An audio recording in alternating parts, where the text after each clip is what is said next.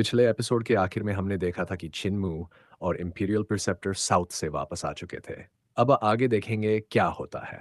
जब छिनमू ने यह खबर सुनी तो उसने हल्का सा भौहें सिकोड़ ली और इटर्नल पीस इंपीरियल प्रिसेप्टर की ओर देखा। उस आदमी के चेहरे पर दुख की झलक थी।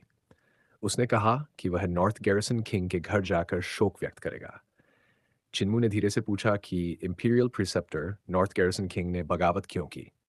इंपीरियल प्रिसेप्टर ने शांत स्वर में कहा कि उसने सम्राट के खिलाफ नहीं, बल्कि मेरे खिलाफ बगावत की है, अपने लिंग फैमिली के साम्राज्य के लिए। मेरी शक्ति बहुत अधिक है, जिससे वह असहज महसूस करता था। उसे लगता है कि मैं लिंग फैमिली के शासन को पलट दूंगा। तुम सही कहते हो, अब समय आ गया है कि मैं भी अपना परिवार बनाऊं। भले ही मेरे दिल में स्वर्ग के नियम हो, इच्छाएं तो फिर भी जरूरी हैं। चिन्मू के चेहरे पर एक अजीब सी अभिव्यक्ति थी। इटर्नल पीस, इंपीरियल प्रीसेप्टर जैसा व्यक्ति परिवार बसाने की बात करे, यह सुनकर किसी को भी यकीन नहीं होता, लेकिन यह अब सच होने वाला था। इंपीरियल प्रिसेप्टर ने कहा कि वह पहले अपने घर लौटेगा और सादे वस्त्र पहनेगा। नॉर्थ गैरिसन किंग ने साम्राज्य के लिए योगदान दिया था, भले ही वह मेरे तरीकों से सहमत नहीं था, लेकिन वह सम्मान के योगी व्यक्ति था, इसलिए मैं उसे अंतिम सम्मान दूंगा। इसके बाद इंपीरियल प्रिसेप्टर ने छिनमू से विदा ली और कहा कि अब जब हम राजधानी पहुंच चुके हैं, तो तुम्हें मेरी चोटों की चिंता करने की जरूरत नहीं। छिनमू ने सिर हिलाया, क्योंकि इंपीरियल प्रिसेप्टर की पिछली चोटें अब पूरी तरह ठीक हो चुकी थीं। इसका मतलब था कि उसके पास कोई दी या चिकित्सक है, इसलिए अब छिनमू की जरूरत नहीं रही। इंपीरियल प्रिसेप्टर जब अपने घर पहुंचा तो वह बहुत सतर्क था। उसने मुख्य द्वार से प्रवेश नहीं किया, बल्कि सीधे कूदकर भीतर गया। उसने चारों ओर देखा, सभी सील्स अपनी जगह पर थे। फिर भी उसने अपनी सतर्कता नहीं छोड़ी और गंभीर आवाज में पुकारा, ओल्ड फूंग। कोई जवाब नहीं मिला। पूरा घर अजीब तरह से शांत था। वह अंदर गया और जब हॉल में पहुंचा तो उसने देखा कि उसके सारे नौकर और अंगरक्षक बंधे हुए एक जगह पड़े थे।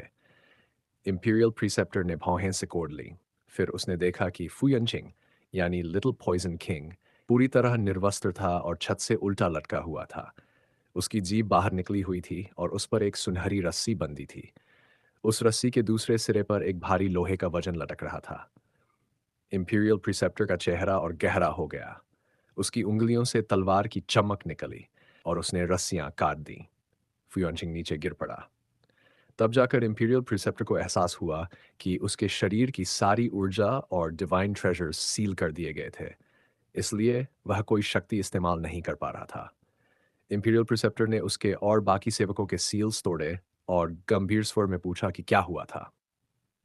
फुयोनचिंग ने शर्म से सिर हिलाया और कहा कि मुझे कुछ पता नहीं, मैं कुछ देख नहीं पाया, बस एक पल में लटका हुआ आया खुद को। जब मेरी जीभ खींची गई तो उन्होंने उस पर इतना भारी वजन बांध दिया कि मैं मदद के लिए चिल्ला भी नहीं सका। एक नौकर डरते हुए बोला कि मालिक, क्या हमारे घर में भूत है? मैंने भी कुछ नहीं देखा और बस एकदम बाधा हुआ पाया खुद को। इंपीरियल प्रीसेप्टर बोला कि यह भूत नहीं है। वो व्यक्ति बहुत तेज था, इतनी गति से चला कि तुम उसे देख भी नहीं पाए। मुझे पता है वो कौन है। वो मेरे घर में घुसा है ताकि मेरी गैर मौजूदगी में अपना पैर वापस ले सके। अगर मैं गलत नहीं हूं तो उसने मेरा खजाना भी साफ कर दिया होगा। वह सबको लेकर ट्रेजरी में गया, वहां सील अब भी जस की तस थी। फुयोनचिंग ने राहत की सांस ली और कहा कि मालिक, आपने गलत अंदाजा लगाया। सील अब भी सही है। लगता है चोर सील नहीं तोड़ सका, इसलिए उसने अंदर की चीजों को नहीं छुआ। इंपीरियल प्रिसेप्टर ने आह भरी और कहा कि एक फैंटम का कोई रूप नहीं होता। वह चाहे तो बिना सील को छुए भी अंदर जा सकता है। खजाना बाकी खाली है। किसी को विश्वास नहीं हुआ, लेकिन जब उसने सील खोली और दरवाजा खोला तो अंदर सब कुछ गायब था। ट्रेजरी पूरी तरह साफ थी, जैसे किसी ने झाड़ू लगाई हो। कमरे की दीवार पर पहले एक पेंटिंग टंगी थी, हेवनली पेंटिंग कंट्री के क्राउन प्रिंस द्वारा बनाई गई सोर्ड गॉड की तस्वीर, लेकिन वह भी गायब थी। उसकी जगह दीवार पर एक संदेश लिखा था, इंपीरियल प्रिसेप्टर, मैंने अपना पैर वापस ले लिया। तुम्हारे खजाने के लिए धन्यवाद। तुम्हारे नौकरों के साथ मैंने अच्छा व्यवहार किया है, इसलिए चिंता मत करो। ओह, मैं तुम्हारे बिस्तर पर भी सोया और उठने के बाद वहीं पर शौच भी कर दिया। तुम्हारे स्टडी रूम में तुम्हारे लिए सुगंधित चाय भी बनाई है। अब हमारे सारे हिसाब बराबर हैं, मुझे धन्यवाद कहने की जरूरत नहीं। इंपीरियल प्रिसेप्टर का चेहरा काला पड़ गया। वह तुरंत अपने शयन कक्ष में गया और कंबल उठाया। जैसे ही बदबू फैली, उसने अपनी नाक ढक ली और बोला कि ओल्ड फू, इसे फेंक दो, सब फेंक दो। ओल्ड फू ने कंबल और चादर बांधी, लेकिन बदबू बिस्तर से ही आ रही थी। उसने पूछा कि क्या बिस्तर भी फेंक दें? इंपीरियल प्रिसेप्टर ने कहा, हाँ, फेंक दो सब। वह तेजी से स्टडी रूम पहुंचा। वहां पेशाब की बदबू थी और चायदान में जो पीला तरल था वह चाय नहीं था। इंपीरियल प्रिसेप्टर ने अपनी आस्तीन हिलाकर चायदान और प्याले खिड़की से बाहर फेंक दिए और बोला, ये नीच हरकत है। पैर वापस लेना ठीक था, लेकिन मेरे घर में खाना, सोना और गंदगी करना, ये तो हद है। ओल्ड फू, नया टी सेट और नया बिस्तर तैयार करो। ओल्ड फू ने हिचकिचाते हुए कहा, मालिक, अब पैसे ज्यादा नहीं बचे। इंपीरियल प्रिसेप्टर एक पल को रुका और खुद से बुदबुदाया, सम्राट का इनाम आने में अभी कुछ दिन बाकी हैं।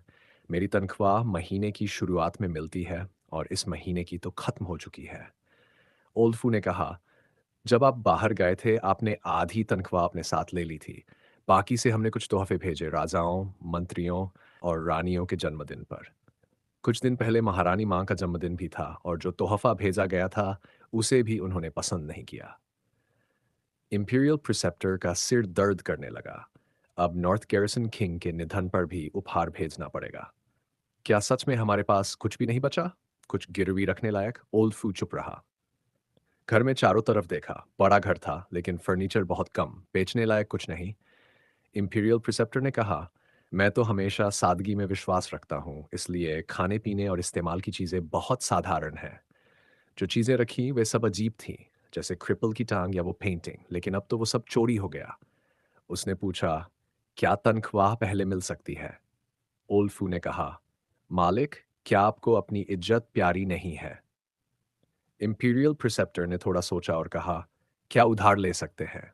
ओल्फू ने सिर हिलाया, अभी युद्ध चल रहा है। जिन लोगों को आप जानते हैं वे सब तैनात हैं। उनके घर के लोग भी पैसा नहीं देंगे जब तक आप खुद जाकर ना मांगे। इंपीरियल प्रिसेप्टर ने कहा, मेरी पेंटिंग काफी अच्छी है, उसे बेच सकते हैं। ओल्ड फू ने पूछा, क्या उस पर नाम लिखेंगे? इंपीरियल प्रिसेप्टर ने कहा, अगर मैं नाम लिख दूं तो जो खरीदेगा वह रिश्वत देगा, इसलिए नहीं लिखूंगा। ओल्ड फू बोला, तब तो आपकी पेंटिंग बिकेगी ही नहीं। इंपीरियल प्रिसेप्टर नाराज हो गया, कैसे नहीं बिकेगी? मैंने हेवनली पेंटिंग कंट्री के क्राउन प्रिंस की पेंटिंग की कई बार नकल की है। भले ही मैं आर्ट सेंट जैसा नहीं हूं, लेकिन बुरा भी नहीं हूं। ओल्ड फू ने शांत स्वर में कहा, राजधानी में इतने सारे विद्वान हैं कि सब एक दूसरे से आगे निकलने की कोशिश में हैं। उनकी पेंटिंग्स बेचकर भी मुश्किल से पेट भरता है। ऐसे में आपकी पेंटिंग्स कितनी बिकेंगी? फिर ओल्ड फू बोला, आपके शिष्य तो आपको पैसे उधार दे सकते हैं। इंपीरियल प्रीसेप्टर ने कहा, अपने शिष्यों से उधार, ये तो बहुत शर्म की बात होगी। फिर उसके चेहरे पर हल्की मुस्कान आई, मुझे पता है किससे उधार लेना है। चिन्मू के पास पैसे है, वह उदार भी है और दरबार में नहीं है, तो शर्म की बात भी नहीं। मैं उसी से उधार लूंगा। जब चिन्मू वापस स्कॉलर्स रिंस पहुंचा तो दरवाजे से ही उसे औषधि की खुशबू आई। उसने देखा कि उसके आंगन में औषधि की थैलियां भरी हुई थीं। साथ ही औषधि बनाने के फर्नेस और कॉल्ड्रन भी थे। वे फर्नेस और कॉल्ड्रन बेहद कीमती दिख रहे थे। उन पर जटिल निशान बने थे जो साफ बताते थे कि ये अनमोल वस्तुएं हैं, किसी भी तरह चिन्मू के रोलेंस गोल्डन पैलेस से लाए खजाने से कम नहीं। एक कॉल्ड्रन में एक टांग थी और एक फर्नेस में एक हाथ। चिन्मू थोड़ी देर के लिए चौंक गया। फिर उसने हुलिंगर और ड्रैगन चिलिन से कहा कि बाहर पहरा दो, किसी को अंदर मत आने देना। वह अंदर गया और देखा कि दो बूढ़े आदमी बैठे हैं। क्रिपल ने खुद को संवारा हुआ था। उसके बाल काले और चमकदार थे, दाढ़ी सुनहरी डोरी से बांधी हुई, कपड़े भी बहुत सलीकेदार थे। सामने ओल्ड माँ बैठा, उसने हरे रंग के कपड़े पहने थे, एक बाँ खाली लटक रही थी और वह थका हारा लग रहा था। चिन्मू को देखकर क्रिपल मुस्कुराया, जबकि ओल्ड माँ का सख्त चेहरा नरम हो गया। चिन्मू की आंखें भर आईं। ग्रैंडपा माँ, ग्रैंडपा क्रिपल, क्या आप लोग मुझसे मिलने आए हैं? ओल्ड माँ बोला, नहीं। चिन्मू को थोड़ा दुख हुआ। क्रिपल हंसा और बोला, अरे तुम तो हमसे ज्यादा आराम से जी रहे हो। हम तुम्हें क्यों देखने आएंगे? तुम तो बस वो बच्चा हो जिसे हमने उठाया था। चिन्मू गुस्से में बोला, आप लोग मुझसे मिलने ही आए हैं। क्रिपल ने सिर हिलाया, मैं तो बस अपनी टांग लगवाने आया हूं। देखो जरा, मेरी टांग अभी भी जिंदा है या नहीं? नहीं देखूंगा। क्रिपल भड़क उठा, बदमाश, अब तू इतना बड़ा हो गया कि हमसे मुंह मोड़ने लगा। हम सच में तुझसे मिलने नहीं आए हैं। ओल्ड माँ ने खांसते हुए कहा, अगर मिलने नहीं आए तो अपोथेकरी के पास क्यों नहीं गए टांग लगवाने? छोड़ो उसे चिढ़ाना। देखो बेचारा रोने ही वाला है। चिन्मू बोला, मैं ही रो रहा। क्रिपल हंसकर बोला, अच्छा ठीक है, मान लिया तुझसे मिलने ही आए हैं। मैं इंपीरियल प्रिसेप्टर के घर से ही लौट रहा हूँ। वहाँ काफ़ी देर तक रहा और कुछ चीज़ें भी साथ ले आया हूँ। देख रहा है वो टांग कॉल्ड्रन में? वह गर्व से बोला, वो मेरी टांग है। मैंने खुद जाकर इंपीरियल प्रिसेप्टर के घर से वापस ली और वो कुछ नहीं कर पाया। बस खड़ा देखता रहा कि मैं अपनी टांग लेकर जा रहा हूँ।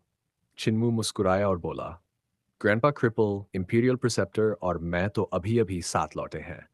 तो फिर इंपीरियल प्रिसेप्टर के घर में वो कौन था? क्रिपल ने उसकी ओर देखा और चिन्मू ने भी उसकी आंखों में आंखें डाल दी। दोनों के चेहरे पर एक जैसी मुस्कान थी, गर्मजोशी भरी, भरोसेमंद। ऐसी कि अगर कोई उन पर भरोसा कर ले और धोखा खा भी जाए, तो भी यही सोचे कि ये धोखा तो भरोसे के काबिल था। चिन्मू और क्रिपल एक दूसरे को घूरते रहे।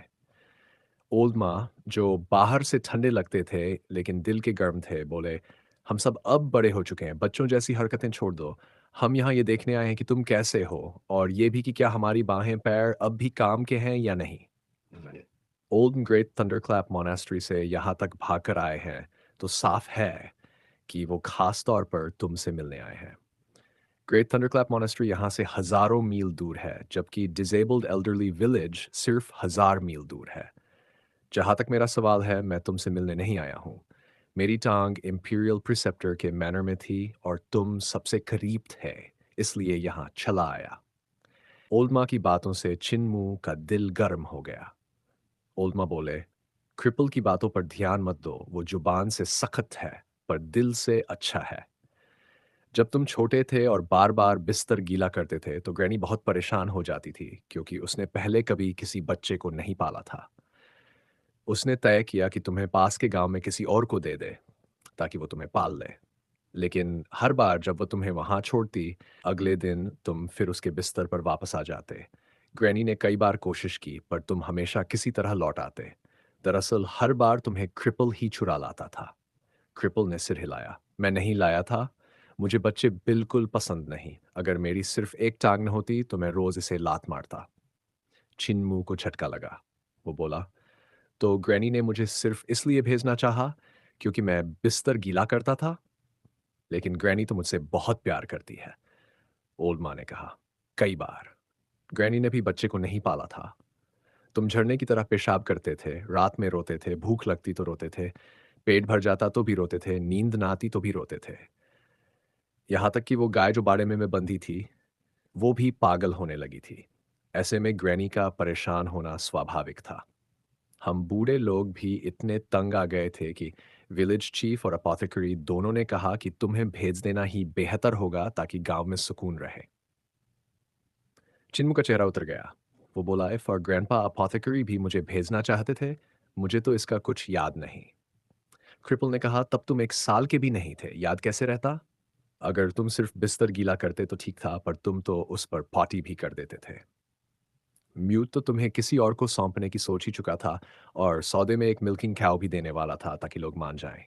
लेकिन उसी दौरान तुमने बिस्तर गीला करना बंद कर दिया, तो तुम्हें भेजा नहीं गया। चिन्मू ने धीरे से कहा, ग्रैंडपा म्यूट भी मुझे भेजना चाहता था। अच्छा हुआ कि कम से कम ग्रैंडपा ब्लाइंड और ग्रैंडपा डेफ मुझसे प्यार करते हैं। ओल्ड माँ ने कहा, ब्लाइंड सच में तुमसे बहुत प्यार करता था, लेकिन जब उसने तुम्हें ऊपर उठाया और तुमने उसके चेहरे पर पेशाब कर दिया, तो ग्रैनी ने जब तुम्हें भेजने की बात कही, उसने कुछ नहीं कहा। क्रिपल ने आगे कहा, डेफ को तो तुमसे सबसे ज्यादा परेशानी थी। तुम उसकी मेज पर चढ़ जाते और सब पर स्याही फैला देते। एक बार तो तुमने उसके इंक स्टोन में ही पेशाब कर दिया था। जब तुम छोटे थे तो यह सब प्यारा लगता था, लेकिन जब बड़े होकर गांव की पत्थर की मूर्तियों पर पेशाब करना शुरू किया, तब नहीं। कई भावनात्मक झटकों के बाद छिन्मू ने भारी आवाज में कहा, ग्रैंडपा माँ, ग्रैंडपा क्रिपल, अब मैं हेवनली डेविल कल्ट का कल्ट मास्टर हूँ। क्या हम ये बिस्तर गीला करने वाली बातें छोड़ सकते हैं? चलो मैं तुम्हारी बाह और टांग देख लेता हूँ। क्रिपल ने हंसते हुए ओल्ड माँ से कहा, यह कहानी कि इसे पेशाब करने की वजह से भेजा गया था, मैं मरने के बाद भी याद करूंगा तो हंसी आ जाएगी। ओल्ड माँ भी मुस्कुराया, मुझे भी। चिन्मू गुस्से से मुंह बनाते हुए कोर्टयार्ड में गया, मेडिसिनल कॉल्ड्रन और फर्नेस को अंदर लाया और दोनों के हाथ पैर की जांच करने लगा।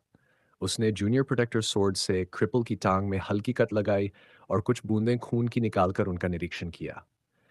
थोड़ी देर बाद उसने ओल्ड माँ के हाथ से भी कुछ खून निकाला और ध्यान से देखा। फिर बोला, ग्रैंडपा माँ के हाथ की लाइफ फोर्स आधी खत्म हो चुकी है, लेकिन आर्म अच्छी तरह से प्रिजर्व की गई है। लगता है किसी ने बुद्धिस्ट इनकैंटेशन का इस्तेमाल किया है ताकि खून की प्रॉपर्टीज सक्रिय रहें। थोड़े स्पिरिट पिल्स और मिरेकल मेडिसिन से लाइफ फोर्स वापस आ सकती है और आर्म फिर से जोड़ दी जाएगी। कुछ साल की ट्रेनिंग के बाद ये पहले जैसी बन जाएगी। ओल्ड माँ ने कहा, मेरा हाथ थाउजेंड बुरबुडा में रखा गया था जहाँ पिछले रूलाई का शरीर है। वहाँ भिक्षु दिन रात मंत्रोच्चार करते हैं ताकि शरीर की सक्रियता बनी रहे। चिन्मू चौंक गया। तो ग्रेट थंडरक्लैप मोनास्ट्री में सच में 1000 बुद्ध हैं? ओल्ड माँ ने कंधे उचका दिए। मैंने गिना तो नहीं, पर शायद हाँ। चिन्मू ने क्रिपल की टांग देखी। ग्रैंडपा क्रिपल, ये टांग, इसका खून सड़ चुका है। ये टांग मर चुकी है।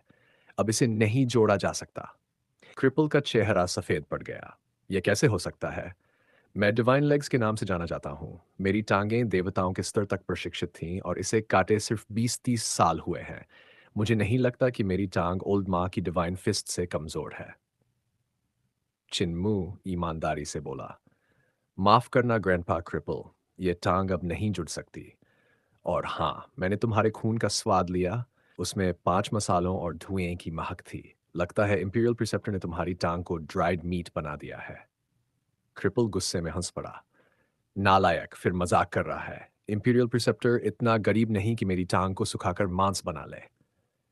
लेकिन अगले ही पल वो असहज हो गया। वो सच में गरीब तो नहीं था, या था? चिन्मू मुस्कुरा उठा। ओल्ड माँ ने कहा, उसे डरा मत, चोर लोग डरपोक होते हैं।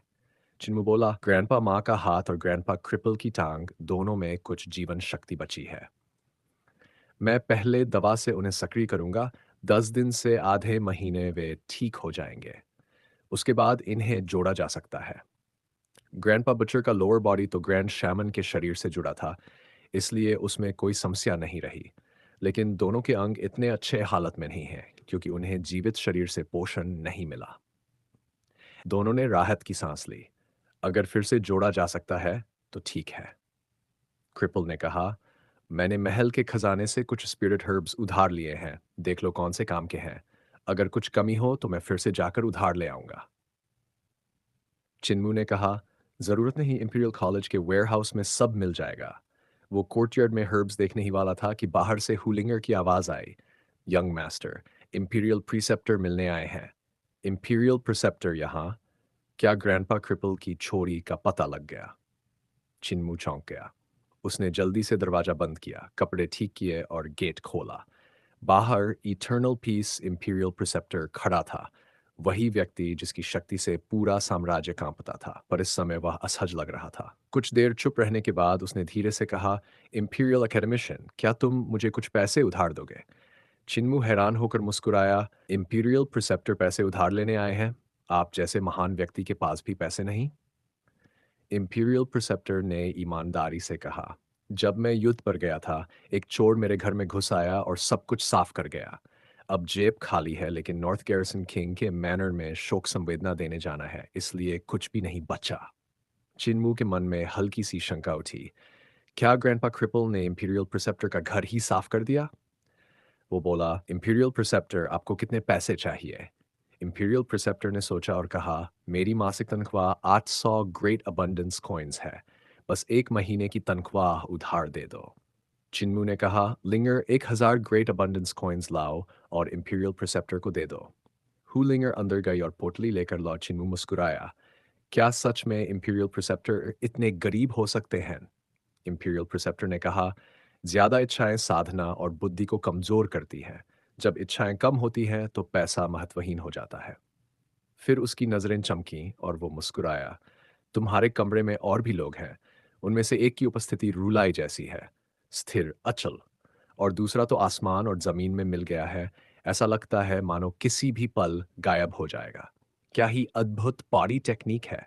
एकेडमिशियन, क्या तुम मुझे अंदर बुलाने नहीं वाले? चिन्मू ने सिर हिलाया। इंपीरियल प्रिसेप्टर, मैं आपको अंदर नहीं बुलाऊंगा। मेरे एल्डर्स घायल हैं, इसलिए किसी से मिलना उचित नहीं।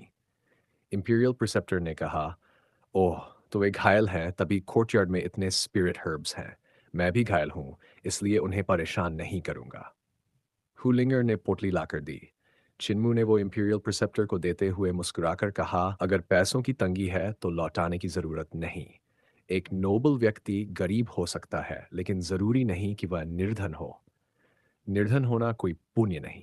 इंपीरियल प्रिसेप्टर ने कहा, मुझे लौटाना ही होगा। सम्राट का पुरस्कार कुछ दिनों में मिलेगा, तब चुका दूंगा। बस अगले कुछ दिन निकालने हैं। वो धन्यवाद कहकर चला गया। जब वो दूर चला गया तो चिन्मू ने हुलिंगर और ड्रैगन चिलिन को बाहर पहरा देने भेजा और भीतर जाकर पूछा, ग्रैंडपा क्रिपल, क्या तुमने इंपीरियल प्रिसेप्टर का घर साफ किया था? क्रिपल बोला, साफ किया मतलब? वैसे भी उसके घर में कुछ था नहीं, फर्नीचर भी कोई खास नहीं। सबसे कीमती चीज तो डेफ की पेंटिंग थी, वो तो अनमोल है। चिन्मू ने सोचा, इंपीरियल प्रिसेप्टर सच में इतना गरीब? क्रिपल ने पता नहीं कहाँ से एक स्क्रोल निकाली और खोली। ये स्वॉर्ड गॉड की पीठ की पेंटिंग विलेज चीफ की है ना? डेफ ने शायद विलेज चीफ को जवान उम्र में देखा था, लेकिन ये पेंटिंग देखना नहीं, देखने वाले की आंखें अंधी हो जाती हैं। उसने पेंटिंग को लपेटा और चिन्मू की ओर फेंक दी। लो, ये तुम्हारे पास रहे, बुरी आत्माओं से बचाएगी। ब्लाइंड द्वारा बनाई गई विलेज चीफ की पेंटिंग से भूत पास नहीं आते, लेकिन इसे मत खोलना, तुम्हारी कल्टीवेशन अभी कम है। देखोगे तो अंधे हो जाओगे या मर भी सकते हो। डेफ की कला तब देवताओं के स्तर तक नहीं पहुंची थी, लेकिन जिस व्यक्ति को उसने चित्रित किया वो बहुत शक्तिशाली था। चिन्मू को थोड़ा शक हुआ, लेकिन उसने पेंटिंग अपने ठाउती सैक में रख ली। ओल्ड माँ ने कहा, डेफ ने सच में विलेज चीफ को देखा था और उसके मन में उनके प्रति गहरी श्रद्धा थी। गांव में वो म्यूट के सबसे करीब था। अब जब म्यूट बिना बताए चला गया, मुझे लगता है डेफ डेफ भी चुप नहीं बैठेगा। वो उसे ढूंढने निकलेगा। चिन्मू भावुक हो गया। गांव छोड़ने के बाद एक एक कर सब बूढ़े बाहर निकल आए थे। भले ही वो कहते थे कि उन्हें चिन्मू की याद नहीं आती, लेकिन हर कोई उसी के लिए बाहर आया था।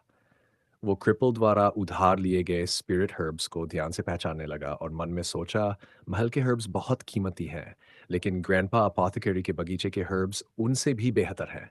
फिर भी ये सब दुर्लभ है। अब उसके पास ओल्ड माँ की बाँह और क्रिपल की डिवाइन लेग को ठीक करने की पूरी प्रिस्क्रिप्शन थी। अब बस इंपीरियल कॉलेज के वेयरहाउस से कुछ अतिरिक्त हर्ब्स लेने थे। तो चलिए, वीडियो यहीं समाप्त करते हैं। अगर वीडियो अच्छी लगी हो तो लाइक ज़रूर करें, अपने विचार कमेंट में बताएं और अगले वीडियो के लिए सब्सक्राइब करना बिल्कुल ना भूलें। धन्यवाद।